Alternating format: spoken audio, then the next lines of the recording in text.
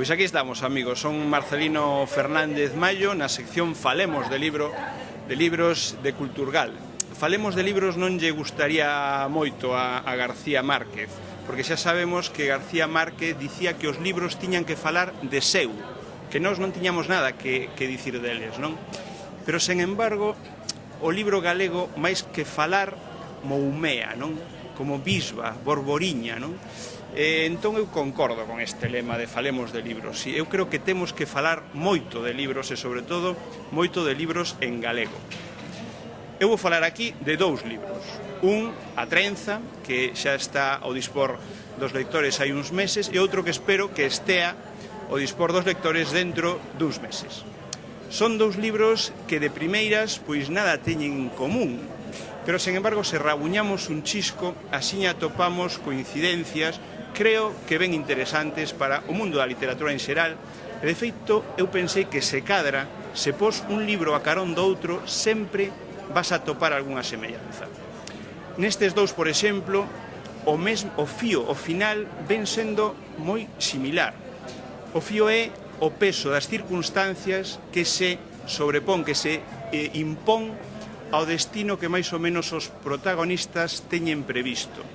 En A Trenza, por exemplo, Mario Quintela prevé unha vida normal, el mesmo o di, eu vou ter unha vida normal, unha vida de funcionario, unha vida coa súa muller, familia, etc. E de súpeto algo xurde, pero algo alleo a él xurde, e traspasa esa fronteira entre a normalidade e a extraordinariedade. E, de feito, a novela comeza con Mario Quintela agardando pola psicóloga dun centro penitenciario, el como recluso. No libro, aínda por determinar o título, é Horacio o protagonista, Horacio, un niño ben, un fillo de papá, un daddy boy, que vive nunha contorna pois onde recibe cartos e os gasta, basicamente. Ten unha previsión de destino, de vida pracenteira e, sobre todo, doada, sinxela.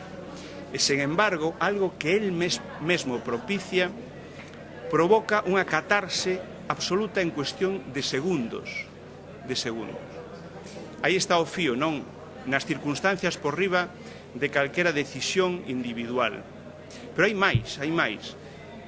Na Trenza e no libro Aínda sen nome temos a intriga como factor esencial, pero non é unha intriga típica o que vai suceder, efectivamente, sempre está a incerteza do que vai ocorrer, senón tamén unha intriga do que xa sucedeu, do que xa ocorreu, porque ao longo da historia empezamos a dubidar sobre se o que pasou realmente pasou, cales foron as razóns, por que está a acontecer o que acontece.